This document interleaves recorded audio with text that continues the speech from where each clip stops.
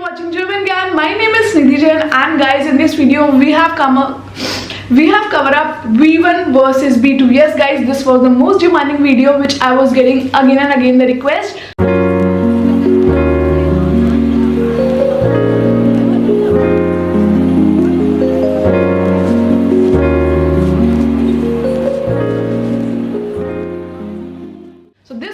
Will be German exam difference B1 versus B2. The real difference we're gonna talk about in this video. We're gonna discuss each and every topic, each and every particular thing in detail in this video. I hope you're gonna love it because of course more or less people all the students really want to give the B1 or B2 exam, so they normally stuck out which one should we appear, should we go for the B1. So we have come up with the real difference, what exactly the difference is. I hope you're gonna love it. If you are watching me for the very first time, then my name is Nidhi and I'm a CEO and the founder of German Gyan. German Gyan provides you online offline classes. We do provide teacher training program, exam preparation, per module practice, interview preparation, like whatever you can think around German Gyan is a perfect solution for all your solutions. So yes, without wasting time, subscribe German Gyan and let's jump into the video. Let's go. The real difference between B1 and B2 level exam. Have you ever wondered what really changes between the B1 and B2 German exam? It's not just grammar or longer text, it's a whole new level of independence in the language. Today, I'll break down the real difference between B1 and B2 with examples from speaking, writing, reading, and listening, so you know exactly what to expect and how to prepare. Let's dive in. First, a quick reminder. According to the CEFR, the Common European Framework of Reference for Languages, B1 is a threshold level. You can handle everyday situations, talk about familiar topics, and survive in a German-speaking environment. And B2, on the other hand, is the vintage level. You can express opinion, discuss complex topics, speak on history, and interact fluently with native speakers. In short, in B1 you can get by, and in B2 you can connect and express ideas deeply. Speaking. Let's start with the speaking exam, where most learners feel the difference immediately. At B1, you will do simple tasks like introduce yourself, describe your day, maybe plan something with a partner, and give presentation on a topic. For example, Ich finde Sport wichtig, weil man gesund bleibt. Pretty simple and right. But at B2, you will need to argue, compare, and defend your opinions. For example, meiner Meinung nach spielt Sport eine zentrale Rolle, nicht nur für die körperliche, sondern auch für die mentale Gesundheit.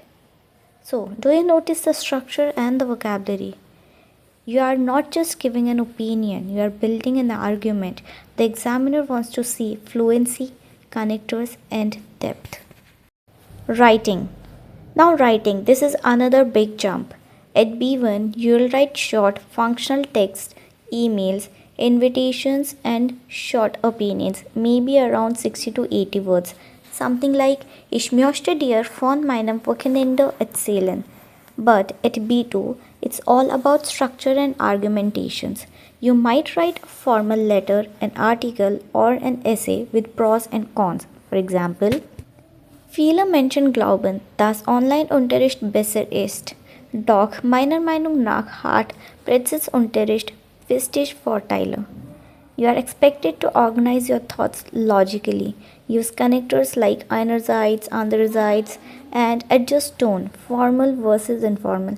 So, it's not just longer, it's smarter and clearer. Listening and reading. Listening also gets noticeable harder. At B1, you hear clear, slow speech like someone reading a radio announcement. You just need to catch the main idea. But at B2, the recording sounds real. People speak faster, overlap, use idioms, and don't slow down for you. You must catch opinions, tone, and even implied meanings. Same for B1 reading. At B1, you get short, simple text like ads or travel blogs.